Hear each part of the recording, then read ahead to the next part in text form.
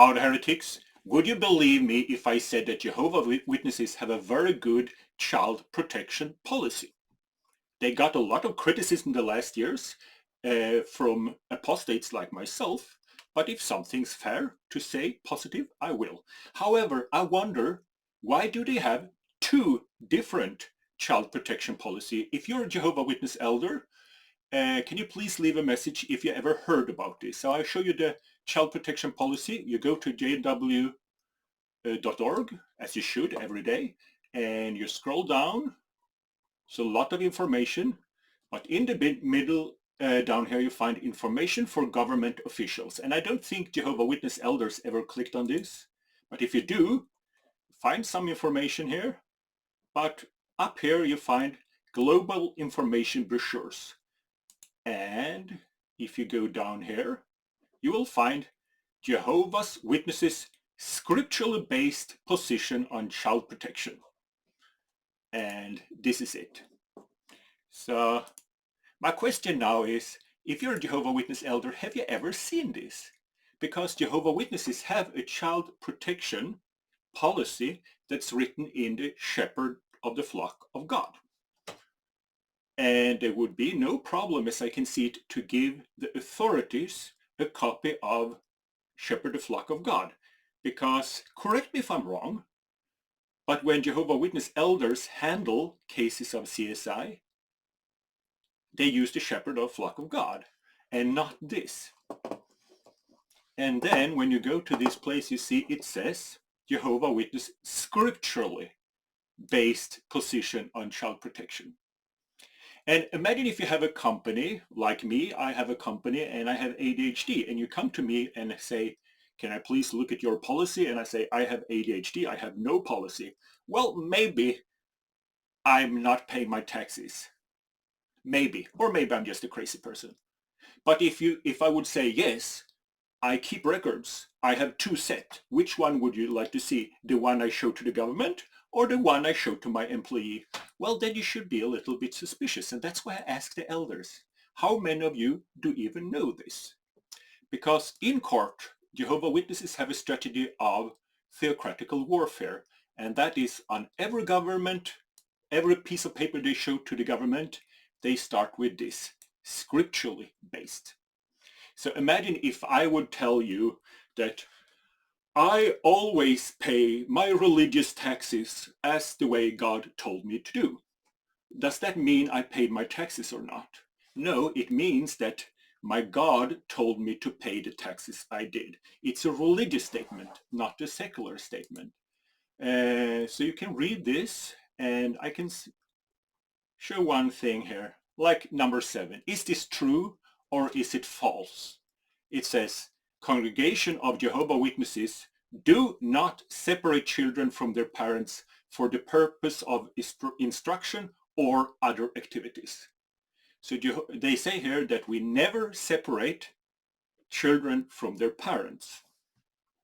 For example, our congregations do not provide or sponsor orphanage, Sunday schools, sport clubs, daycare centers, youth group, or other activities that separate children from their parents. So they do not separate children from their parents. Is that true? Like if you are a child, Jehovah's Witnesses baptized children, you have to meet with an elder, and then another elder, and another elder.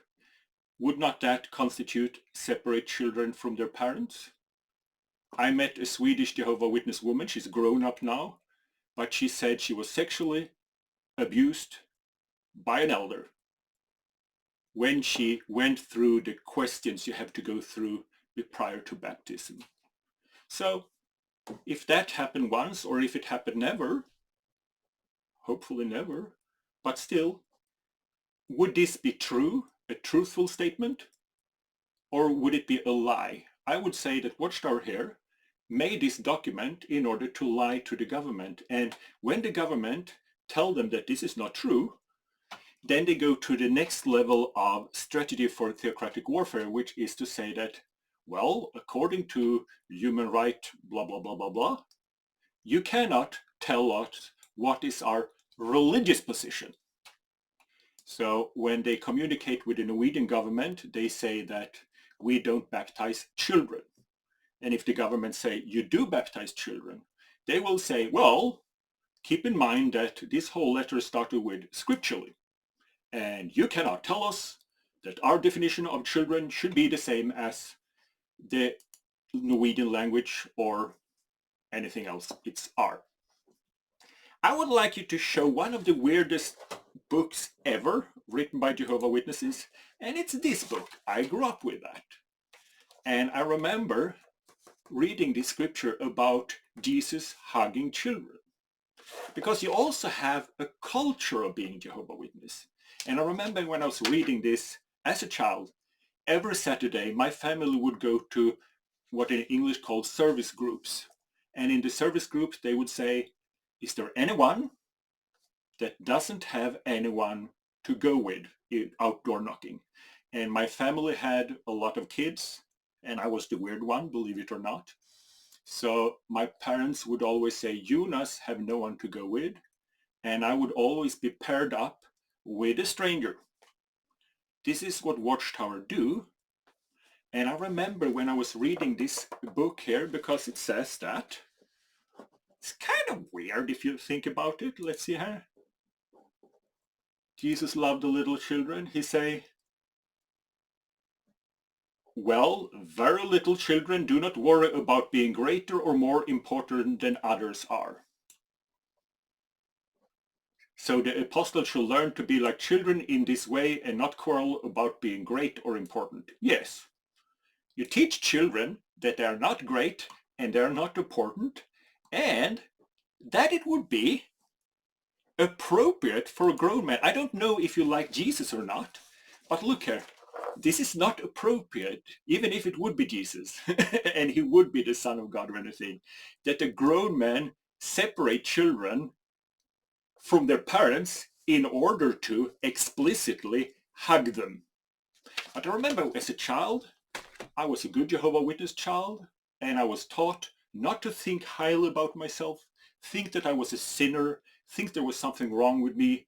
And I remember every week I was thinking, why is there no one that take me out in field service and hug me? Because I was told that that was normal. That is being pre-groomed as a group. So tell me what you think. Am I paranoid?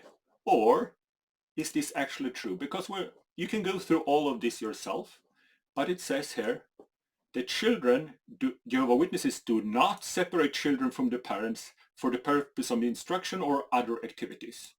What about field service? Every Saturday, I would go with a stranger unless some of my siblings were sick. I was paired off with a stranger. Was I the only one? Because even if I was the only one, this would still be a lie. So if you're an elder, tell me, have you ever even seen this? And then, if you're running a religion that's God's one true religion, and you have the best policy, why would you not write the best policy in the elder's book so that the elder could use the best policy? Why do you have one policy you show to the elders and one policy you show to the government? And when you use the strategy of theocratic warfare to inform them, this is our scripturally based policy, it's presented as a legal document, the person who's read it will get the impression that this is a legal document, while then when push comes to shove and the government, like in Norway, say you actually violate human rights, they go, well, we never said that we don't separate children. We don't separate children on a religious definition of separation. And when our religious definition of separation means something else than the basic Norwegian language. I would say that theocratical warfare in this case is lying. But the worst thing is not lying. The worst thing is that if they know how to write they know how to write a good child protection policy? Why don't they use the good child protection policy? Because, after all, shouldn't children be the most important thing according to Jesus? So, if you're Jehovah Witnesses and you're offended over this, well, please leave me a comment and tell me why I'm wrong. But also, if you're an elder, tell me if you ever heard about this, and are you okay with, I think we all, even if you're not an apostate, I think we all can agree with this is a blatant lie to say that Jehovah Witnesses do not separate children from their parents for the purpose of instruction or activities. That's a blatant lie to the government. And it's premeditated, and I'm not okay with that. So like and subscribe, and you get more videos like this. And see you in paradise.